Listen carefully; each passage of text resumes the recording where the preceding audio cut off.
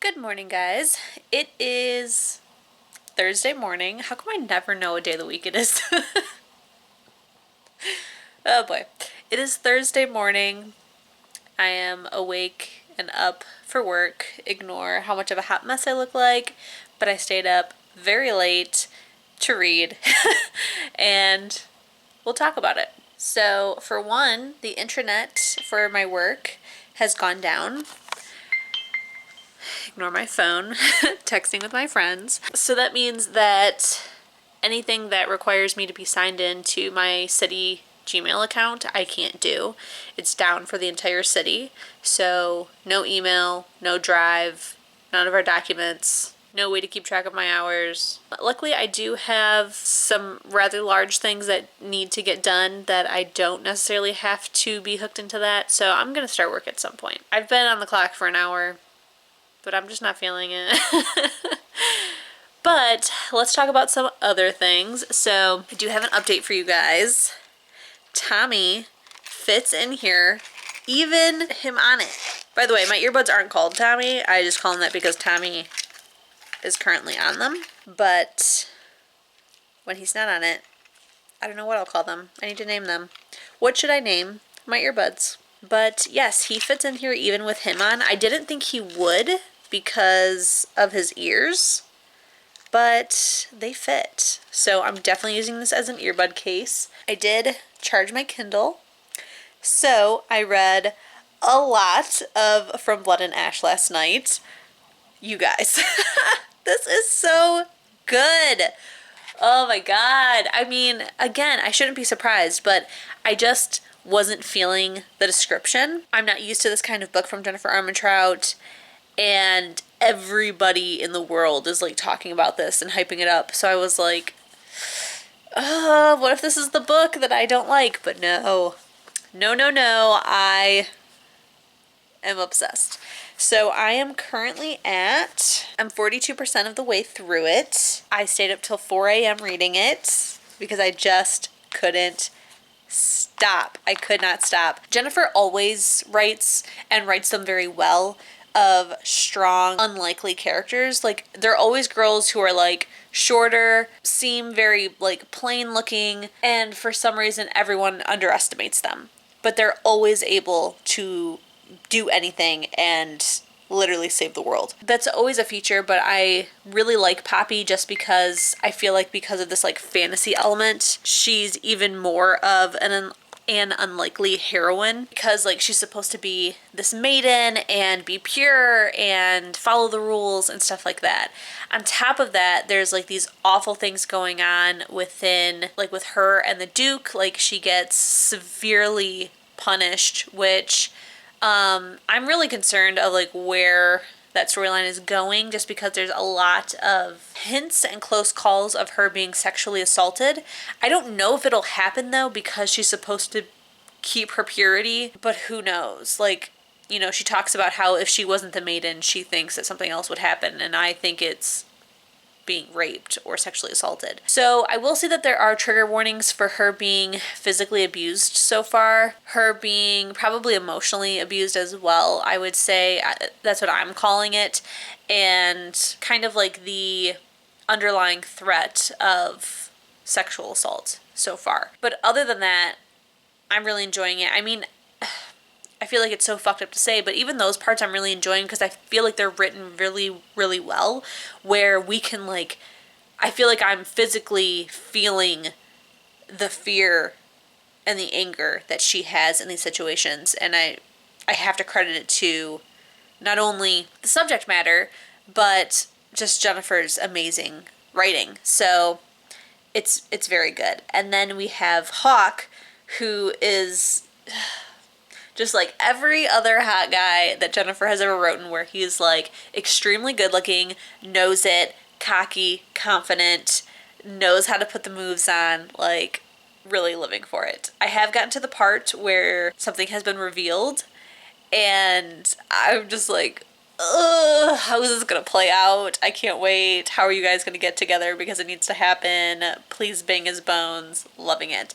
I also really, really love her friend, which her name is slipping me at the moment. I really love her because I love that she is like just as equally sassy, but a little bit more reserved, which I feel like that would be very hard to find in this castle because everyone like minds their P's and Q's so that they don't get in trouble because the consequences are extremely severe in this world.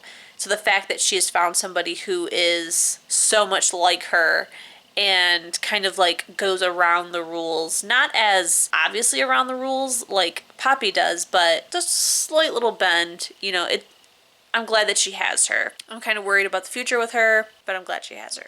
But now, I think that is everything that I wanted to update you guys on. I guess I'm going to start doing some work, and then when I start doing more reading, I will definitely update you guys because this is just, it's so good. It's so good. Hello again. So I'm done with work.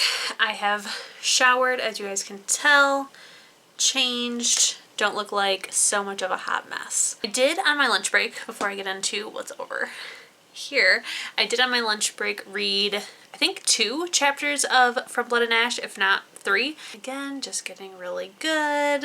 I love everything about it. But now I have the Beacon book box, the December one. I think I told you guys already that I bought this just for the ornament. I honestly don't know what else is in this box. Oh, and there's a mug. There's an enamel mug that should be in here that is A Court of Mist and Fury, if I'm not mistaken. So, very excited. So let's go ahead and open it. I'm not subscribed to the Beacon box. I've just gotten I've gotten 2, I think, of their one-time boxes. And then now this monthly box. I will say I really do like the company.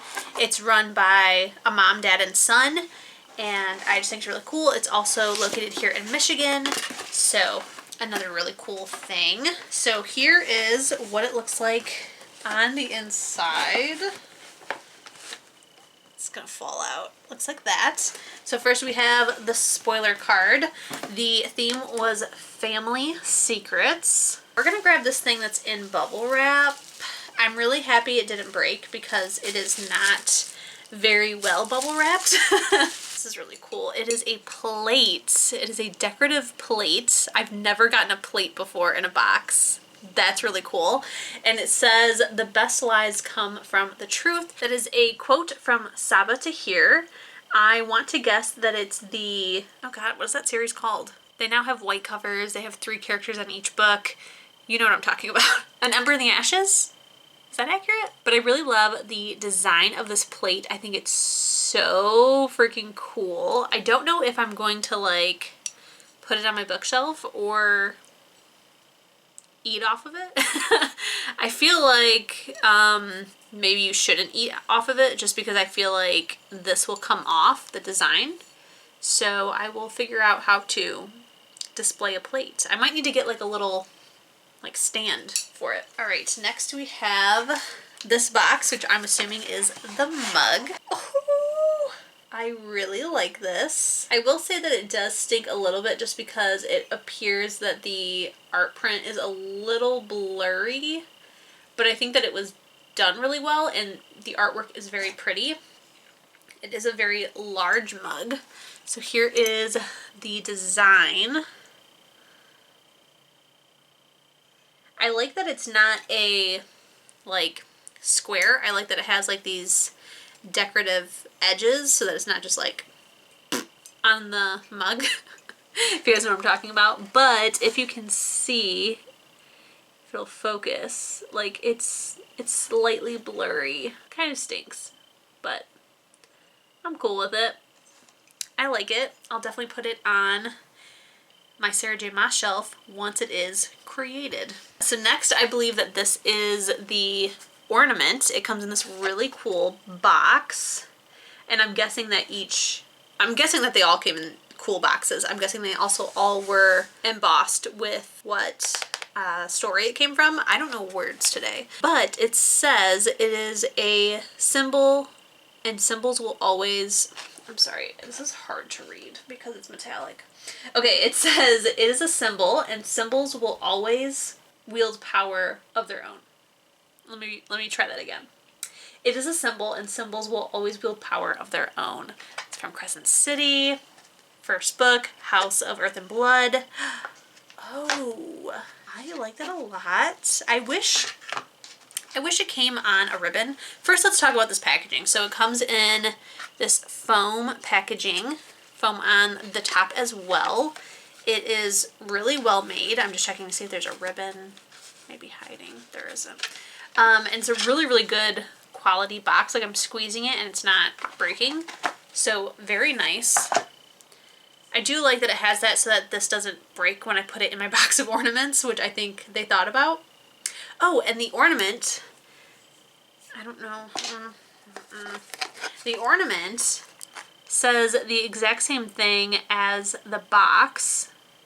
I really like that. I love that it is see-through. It's going to look so cool when I put it in front of like one of the tree lights and it can shine through like that. It does have a hole so that you can put a hook through it. I wish it had a ribbon, but I could also make one myself. And I also really like, if you guys can tell, it has like a patterned edge instead of just like a rounded or plain edge.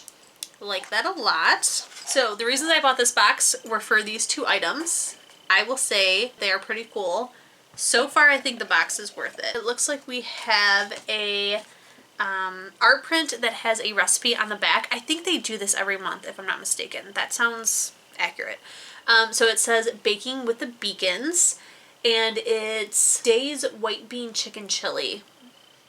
I love chili. From the looks of it, it seems like a very easy recipe to replicate. It only takes 25 minutes to make. That's what I'm talking about, people. And then the art print it has on here is from Marie Lou's Legend, and it says, each day means a new 24 hours. Each day means everything's possible again. You live in the moment, you die in the moment, you take it all one day at a time. It's a really cool quote. First of all, let's talk about what this book is in, because I thought this was just like a bag, and it isn't. It's a book sleeve. Look, it's so shiny and pretty. I love that. I don't have any winter book sleeves, right? Is that a lie? No, I don't have any winter book sleeves, so I'm very happy to get this one. This has made the box worth it. It is like a cotton fill, so like as you can see, I can just like fold it up. It's not a foam, but still high quality, really good stitching. I'm just obsessed with this material. I really love shiny metallic things, and this looks fantastic. So I cannot wait to have this now. I'm going to use it before the winter's up. And now our book. Oh, it is Heiress Apparently by Diana Ma. I've heard of this book. I don't remember exactly what it's about, but I've heard of this, and it sounds great from what I remember. So that's really cool. Also, this cover is stunning. I don't know if you guys can see the full details, but it has like metallic, and this frame is like slightly raised, and also that illustration is gorgeous. I usually don't like people on covers, but I'm like super cool with this. I don't like real people on covers. So we have the author's signature that I'm going to put in here, and then it looks like a letter from the author on an art print. Ooh, naked. It is also very pretty. Look. Ooh, I like that a lot. I also really like the size of this book. This seems like a quick read. So let me see what this book is about. So the tagline is, behind every great family lies a great secret. It says Gemma Huang's family has one rule, which is to never under any circumstance set foot in Beijing. But when Gemma, an aspiring actress, lands her first break, a lead role in the update of M Butterfly, which just so happens to be filming in the Chinese capital, Gemma heads to LAX without looking back. As soon as she lands, she is swarmed by paparazzi, and that's because she could be the twin of a notorious young socialite in Beijing. And it thus kicks off a season of revelations and romance in which Gemma uncovers a legacy her parents have spent their lives protecting her from, one her mother would conceal at any cost. So there's going to be some secrets, some lies. I'm excited. It sounds like she's probably like related to this socialite or something, and her parents wanted her to like make her own way or not be controlled by money. I don't know. These are all just guesses. But it sounds really, really good. So overall thoughts on this box. I don't recall the price I paid for this box, but I feel like it's the price of a normal monthly box, which was like, I want to say $29.99. I feel like for a smaller company that price is fine, but pay that price for a bookish box and I get a whole lot more in it. So for them being a smaller company, I get it, but I also don't think I'm going to subscribe anytime soon. I think I will just, like in this instance, if I see something I really want, then I'll buy that monthly box or the one-time box. I will say that their one-time boxes have been really good, and they've definitely been worth the money, because those ones I think ran for like $50, if not more. So yeah, but otherwise, overall, pretty good. Now though, I think I'm going to either start dinner or start editing, but both of those things are happening tonight, and then I'm going to be reading some more. Tomorrow I have to work. I need to get up very early for work because I have conferences most of the day, but then I have the weekend off, which I'm really excited about. So I will see you guys tomorrow.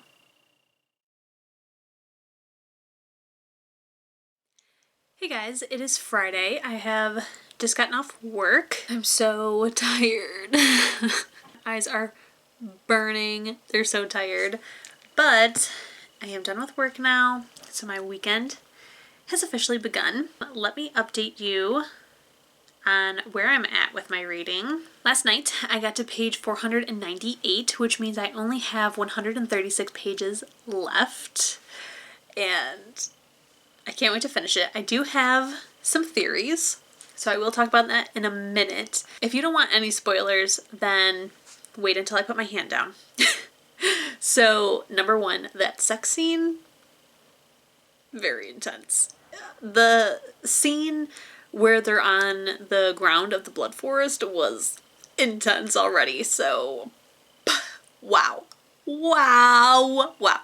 I mean, Jennifer always does sex and romance really freaking well, but just like, whoa, she's been hanging out with Sarah J. Maas a little too much. Good God. But as far as my theory is going, is that I think that Hawk is going to end up being either the brother of the Dark One or the Dark One, but now he's fallen for Poppy. That's my theory. So yeah, but I'm really, really loving it.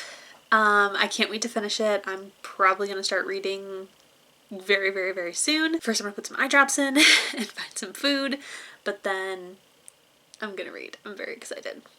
Also, I did my hair all cute today. Loving it. Because I did record 2 videos, so I do need to edit at least one of those today to go up tonight. Yeah, that's all I got for you guys. So I'm gonna go do hot girl shit. I'll see you later.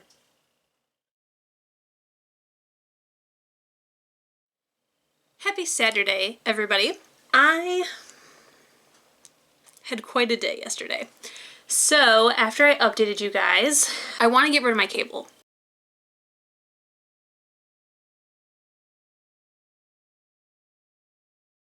But long story short is, if you also want to cancel your cable subscription, but you need to watch Ghost Adventures, Portals to Hell, and Destination Fear, then there's now Discovery Plus. I did do a big chunk of reading, so let's talk about that. So I did finish From Blood and Ash. Wow, you guys, it was very intense. I will say that my theories from yesterday were correct. Totally nailed that. I'm gonna give this 5 out of 5 stars because I absolutely loved every second of it. I have heard some people say that there are like some slower parts. I didn't feel that way. I felt very compelled and sucked into the story the entire time. So to me, I didn't feel like there were slow parts, but that's just a personal thing. I did watch Books with Chloe's reading vlog for this book, and she really did not like the last 150 pages, which I totally get. I just have faith though that things are going to like work itself out in the future books, because I know Jennifer Armentrout's writing. The part she doesn't like is because somebody like stays the same but flips the script at the same time at the end. I'm like, I've got faith. I've got faith. Like, I also didn't like how things go. I feel like there wasn't enough empathy or understanding on someone's part. And I'll say that the person I'm not talking about is Poppy. That somebody else doesn't have any empathy or understanding for Poppy, what she's going through. So I totally agree with that part, but I have faith. I have total faith. So let's talk about what else I'm going to be reading. So I think today I'm going to start Obsession by Jennifer Armentrout. This is a Jennifer Armentrout week, you guys, and I am living for it. So I think I'm going to start that, which, let me see how long this book is. So this book is 250 pages, so I feel like I could get it done in one sitting. 250 is like still a lot, but not a lot. Depends on how the pacing is. So I may read half of it today and then finish it tomorrow, but either way it's getting read. And then I'm going to start on Bone Music. Right now though, I think I'm going to try to cancel my cable. Hopefully it works out for me. So I'm going to deal with that. I'm going to edit a video and then I'm going to start reading Obsession. So I will check in with you guys once I do some reading.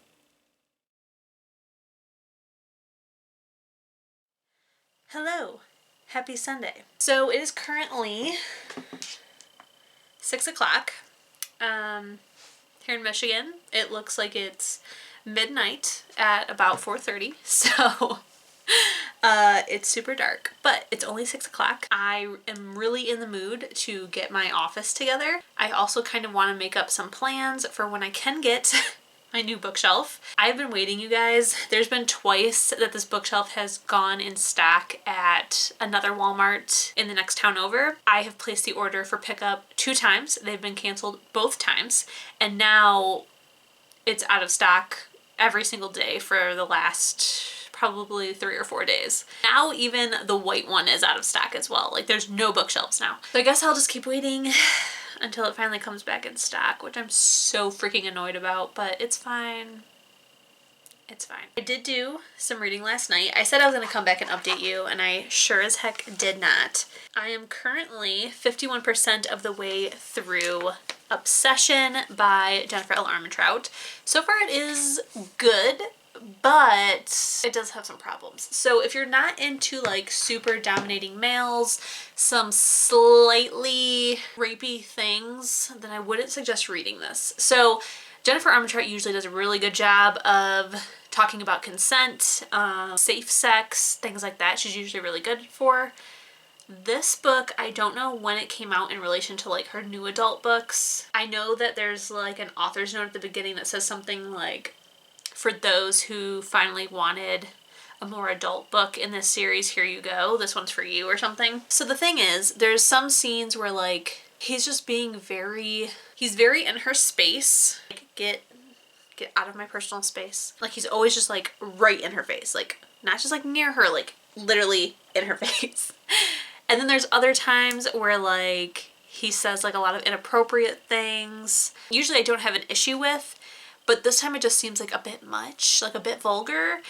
And he's also, like, there was a scene where she was asleep and he started touching her without her knowing. And then when she wakes up, he like turns into a shadow and disappears.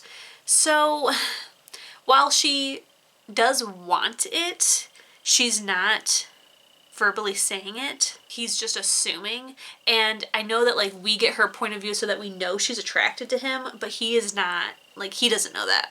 I mean, he can read her aura and see that she's turned on, but that doesn't necessarily mean that she wants to do things. So it's a very like fine line book, whereas like if she wouldn't have wanted this, we'd have really big problems with this book. Yeah, I'm trying to just kind of like ignore that stuff, which is terrible, but we'll see how the book progresses in the other half of the book, which I think is, I only have like 150 pages left or something. I did want to talk to you guys a little bit more about From Blood and Ash. I was editing my library haul / TBR video, and I brought up some things that I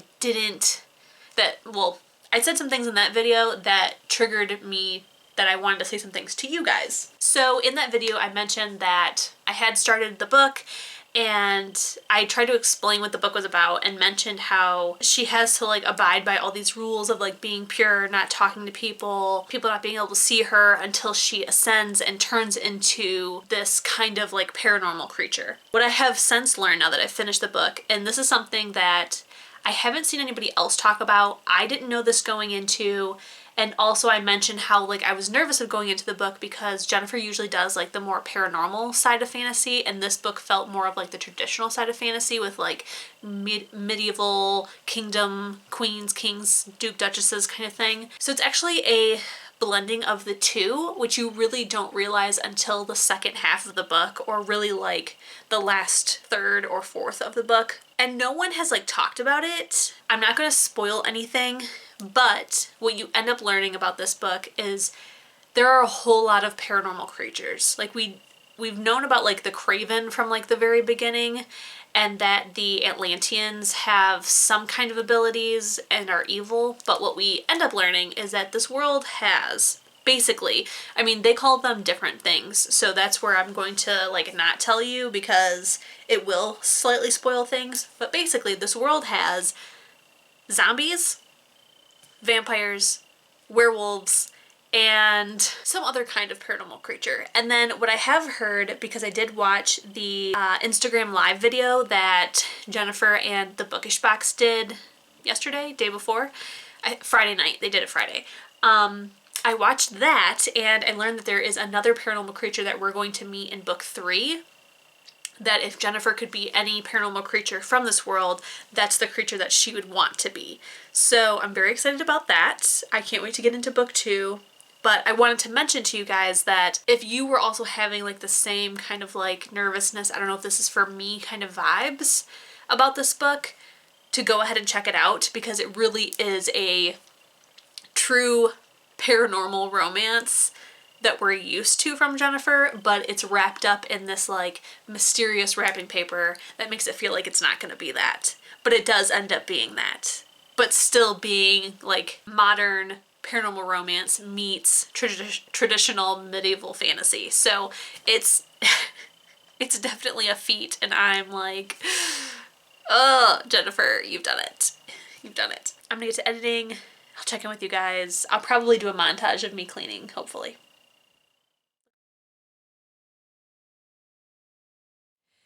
Hey guys, it is Tuesday and it is time to wrap up this vlog. Now, I wanted to end this vlog yesterday, but yesterday was just like a whole freaking day. I was dealing with a lot, and I also hadn't finished Obsession yet, so I did finish that technically this morning because it was after midnight, but that book is done, so now I'm ready to close out the vlog. So first, I love that this week turned into a Jennifer L. Armentrout week accidentally.